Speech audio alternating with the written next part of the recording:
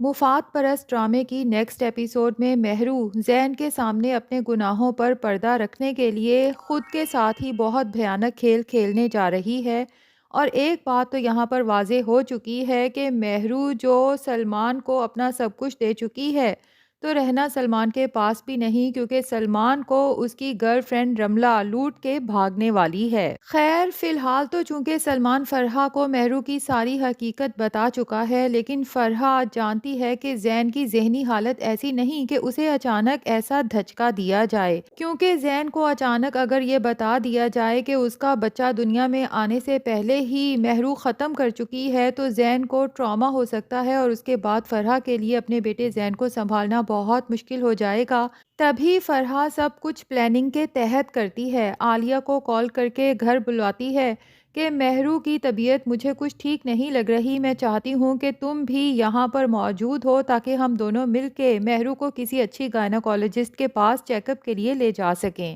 دوسری طرف زین کو اپنی پلاننگ میں شامل کرتے ہوئے بس اسے اتنا سمجھا دیتی ہے کہ مہرو جب ڈاکٹر کے پاس جانے سے انکار کرے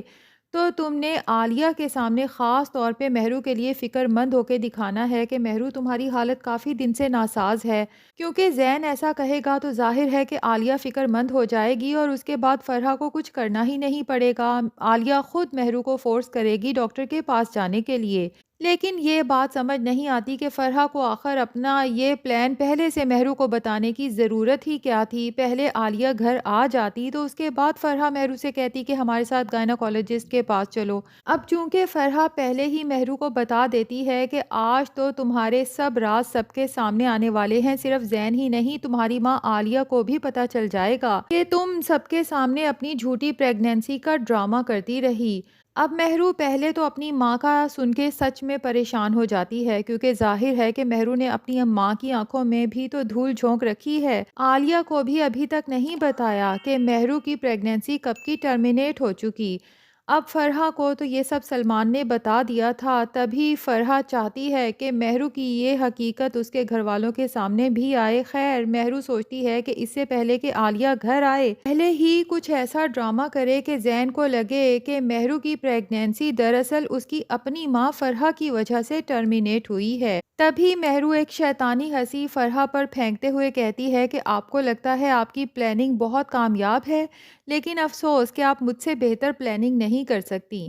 اور فرحہ کے سامنے دیکھتے ہی دیکھتے سیڑھیوں سے لڑھکتی ہے اور نیچے جا گرتی ہے، جبکہ مہرو کو سچ میں چوٹیں بھی آتی ہیں اور سر سے خون رسنے لگتا ہے۔ اب چیخ چیخ کے زین کو آوازیں دیتی ہے تاکہ زین یہ سب منظر اپنی آنکھوں سے دیکھ لے، اور زین جب بھاگتے ہوئے نیچے آتا ہے مہرو کو اس طرح گرے ہوئے دیکھتا ہے تو مہرو چیخ چیخ کے زین سے کہتی ہے کہ زین ممی نے سب ختم کر دیا، ممی نے ہمارا بچہ مار ڈالا، اور اپنے پیٹ کو پکڑ کے زین کی طرف روتے ہوئے یوں دیکھتی ہے جیسے سچ میں ابھی ابھی اس کی پریگنینسی ٹرمینیٹ ہوئی ہو۔ زین تو غصے اور نفرت سے اپنی ماں کی طرف دیکھتا ہے کہ ممی آپ نے یہ سب کیوں کیا؟ آپ مہرو سے نفرت کرتی تھیں، لیکن آپ نے سوچا بھی نہیں کہ وہ ہمارا بچہ تھا۔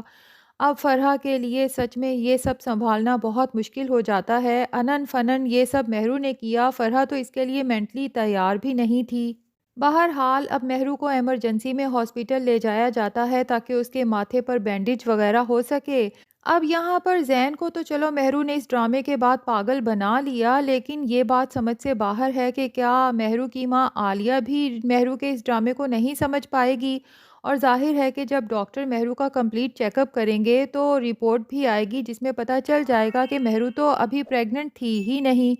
تو دیکھتے ہیں کہ عالیہ اور منیر کے سامنے مہرو یہ راز کس طرح سے چھپاتی ہے اور کیسے سارا الزام فرحہ پہ لگاتی ہے۔ خیر جی اب ہونا یہ ہے کہ سلمان جو دوسری طرف بہت فکر مند ہے اور اپنی گرل فرینڈ رملہ سے کہتا ہے کہ مجھے غصے میں پراپرٹی کے وہ پیپرز پھاڑنے نہیں چاہیے تھے، بیٹھے بٹھائے کروڑوں کی جائیداد میرے ہاتھوں سے نکل گئی اور اب میرے پاس کچھ بھی مزید آنے والا نہیں ہے، تو اس سین میں میں نے یہ بات نوٹ کی کہ پہلے تو رملہ کے ہاتھ سلمان کے ہاتھوں میں ہوتے ہیں، لیکن جیسے ہی سلمان یہ کہتا ہے کہ لگتا ہے اب میرے ہاتھ میں کچھ آنے والا نہیں،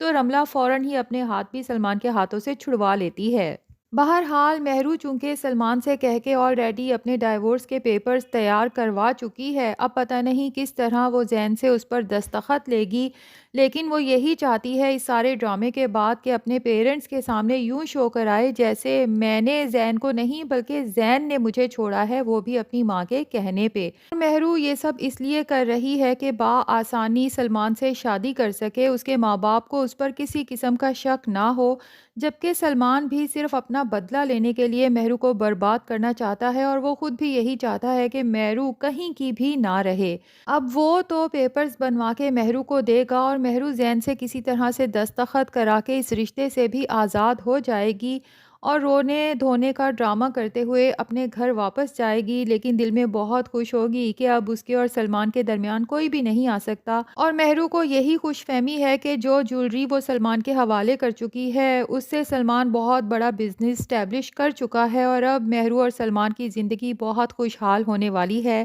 لیکن جیسے ہی مہرو زین سے رشتہ ختم کر کے اپنے گھر جائے گی اور سلمان سے کانٹیکٹ کی کوشش کرے گی تو یا تو سلمان مہرو کو سب سچ بتا دے گا کہ مجھے تو تم میں کوئی دلچسپی ہی نہیں، میں تو صرف اپنا بدلہ پورا کرنا چاہتا تھا اور تمہیں برباد کرنا چاہتا تھا، یا پھر ہو سکتا ہے کہ سلمان چپکے سے ہی مہرو کے نمبرز بلاک کرے اور اس سے پہلے مہرو کو بس ایک میسج کر دے کہ مجھے بھول جاؤ کیونکہ میں رملہ سے محبت کرتا ہوں اور اس سے شادی کا ارادہ کر چکا ہوں۔ جبکہ دوسری طرف رملہ کو جب اندازہ ہو جائے گا کہ سلمان اب مزید کسی کو کچھ نہیں لوٹ سکتا تو وہ اس کے گھر سے ساری جولری اٹھائے گی اور غائب ہو جائے گی،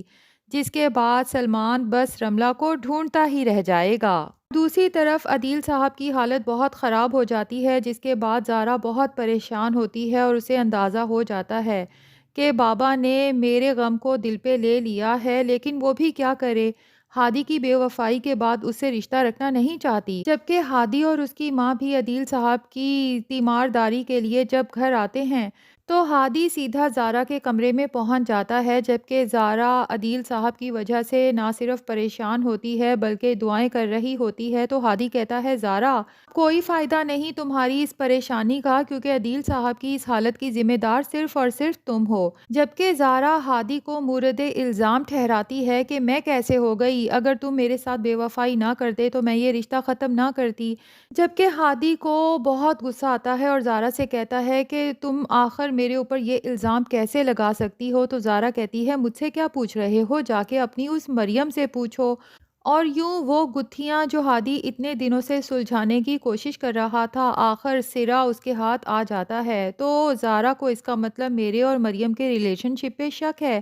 اب ہو سکتا ہے یہیں ہادی زارا کو کلیئر کر دے کہ تم غلط شک کر رہی ہو کیونکہ مریم میرے لیے صرف چھوٹی بہنوں کی طرح ہے، جس پہ ظاہر ہے کہ زارا کو حیرت ہوگی، لیکن اب جب یہ معاملہ مریم کو پتہ چلے گا تو ہو سکتا ہے مریم اپنی غلطی مان جائے، زارا اور ہادی دونوں سے معافی مانگے کہ یہ غلط فہمی میری ہی کریٹ کردہ تھی، لیکن ساتھ ہی بتا دے کہ اس سب کے لیے مجھے مہرو نے اکسایا تھا۔ بہرحال زارا اور ہادی کے درمیان میں تمام غلط فہمیاں دور ہو جائیں گی، جس کے بعد ظاہر ہے کہ عدیل صاحب بھی پھر سے تندرست ہو جائیں گے۔ زارا اور ہادی کی شادی کی ڈیٹ تو فکس ہوگی ہی، ساتھ ہی یہ خوشخبری بھی مریم کو ملے گی کہ ریحان اسے پسند کرتا ہے اور مریم سے شادی کا خواہش مند بھی ہے۔ اب دیکھتے ہیں کہ مہرو کا اینڈ کیا ہوتا ہے۔ کیا لگتا ہے ناظرین، کیا سلمان سے شادی کی خاطر مہرو زین سے اپنا رشتہ ختم کرنے کے بعد پچھتانے والی ہے، یا پھر سلمان کی اصلیت پہلے ہی مہرو کے سامنے آ جائے گی اور مہرو زین کے ساتھ اپنے رشتے کو بچا لے گی؟ کمنٹس میں اپنی رائے ضرور بتائیں۔ ریویو پسند آیا ہے تو ویڈیو کو لائک اور چینل کو سبسکرائب بھی کر دیں۔